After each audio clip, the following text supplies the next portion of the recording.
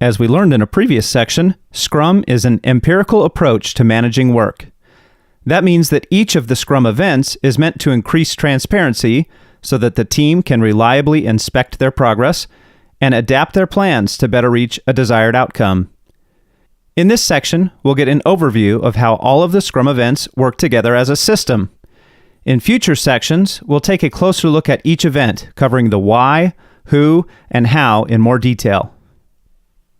The sprint is the heartbeat of Scrum.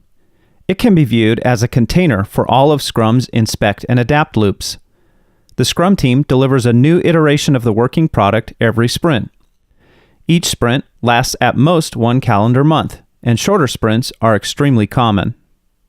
At the beginning of the sprint, the Scrum team comes together in the sprint planning meeting to assess which items from the top of the product backlog they can pull into the sprint. The team crafts a sprint goal, a high-level objective that will be accomplished by delivering the selected product backlog items. The sprint goal helps ensure a shared understanding of the purpose of the work in the coming sprint. They then create the sprint backlog, which is the development team's plan for how they will deliver the new product increment. Once sprint planning is complete, the development team begins their development work, which continues until the end of the sprint. Once a day, they will meet together at the daily Scrum meeting to inspect the sprint plan and make any adaptations necessary. When the sprint is complete, they will deliver a releasable product increment.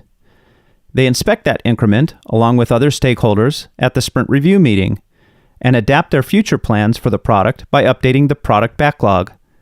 Finally, the Scrum team will hold a sprint retrospective to inspect the system of work itself and make adaptations to be more effective in future sprints. Scrum teams should have consistent sprint lengths. Sprints provide a rhythm to the work of the team and the business. Instead of adjusting the length of each sprint to match the upcoming work in the product backlog, effective Scrum teams learn to refine product backlog items such that several could fit in any given sprint. The maximum sprint length is 1 calendar month, and the majority of Scrum teams today use 2-week sprints, providing twice as many opportunities to inspect and adapt over time. No new work can be pushed into the sprint. In Scrum, the only way for work to be part of a sprint is for the development team to pull it in. As discussed earlier, this is one of the primary purposes of the sprint planning meeting. If a development team finds that they have additional capacity while the sprint is in progress, they may choose to pull additional work into the sprint. At all times, meeting the sprint goal is the guiding principle. If, as is more common, the work turns out to be different than the development team expected, they collaborate with the product owner to negotiate the scope of sprint backlog within the sprint. The product owner may choose to cancel a sprint. This might happen if, for example, the sprint goal becomes obsolete, market conditions change, or the company makes a major strategy change.